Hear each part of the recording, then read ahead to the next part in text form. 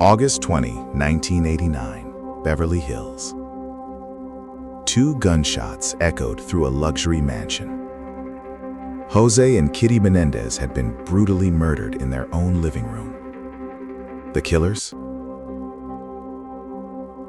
Their own sons, Lyle and Erik. But the truth behind this murder was the story of an empire of fear hidden for years.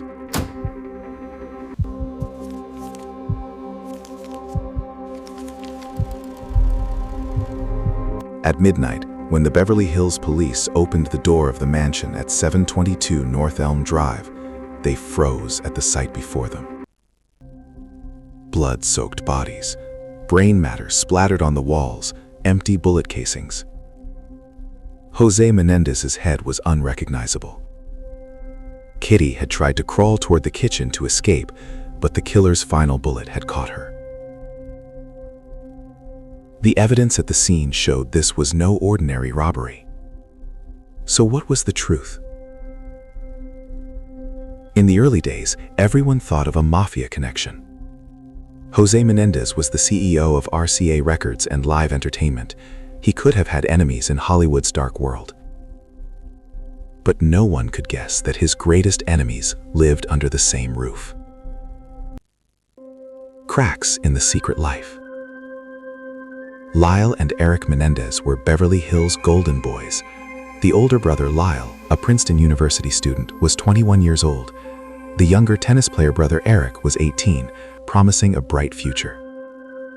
From the outside, they were a perfect family: wealth, success, prestige. But within the walls of the mansion, a hell that no one knew about was being lived. On the night of the murder, the two brothers had gone to the Taste of LA Film Festival. When they returned home around 10 p.m., they called 911 claiming they had found their parents dead. Erik's screams were recorded. "Someone killed my mom and dad." The young man, whom the operator was trying to calm down, repeated through sobs, "They're dead, please come." When the police arrived, the two brothers were waiting outside the mansion, in tears. They looked like two traumatized, shocked young men.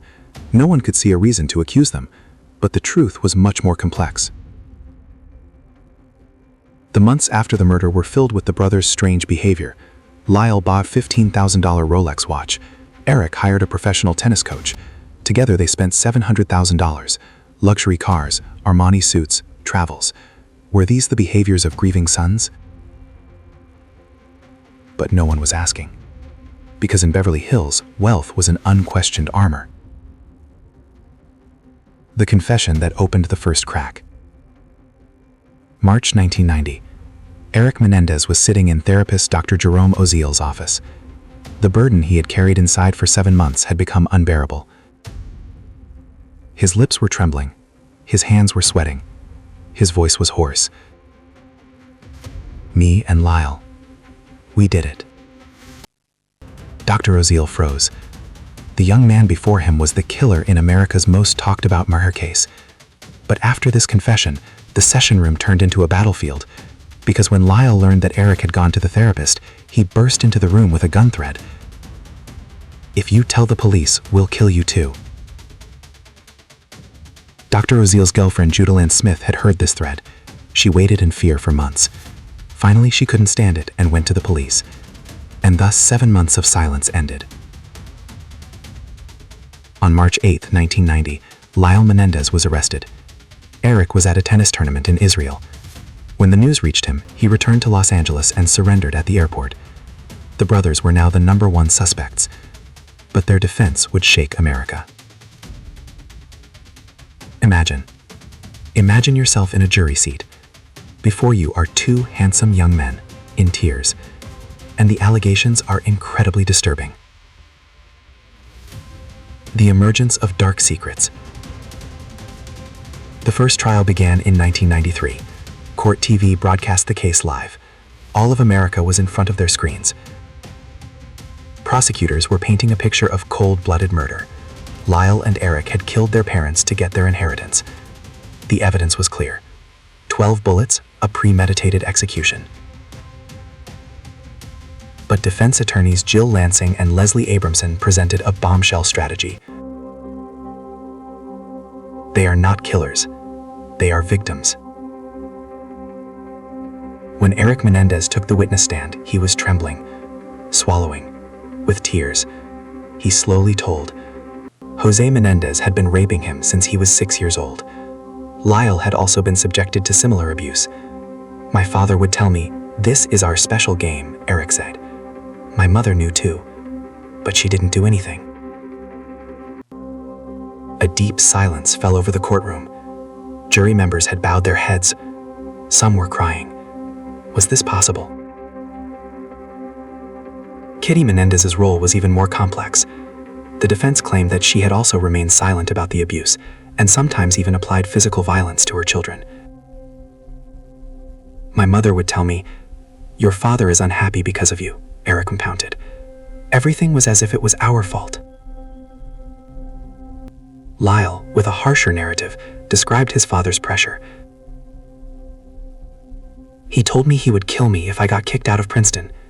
He wasn't joking. I saw death in his eyes. The defense's strategy was clear. This murder was born not of hatred, but of fear.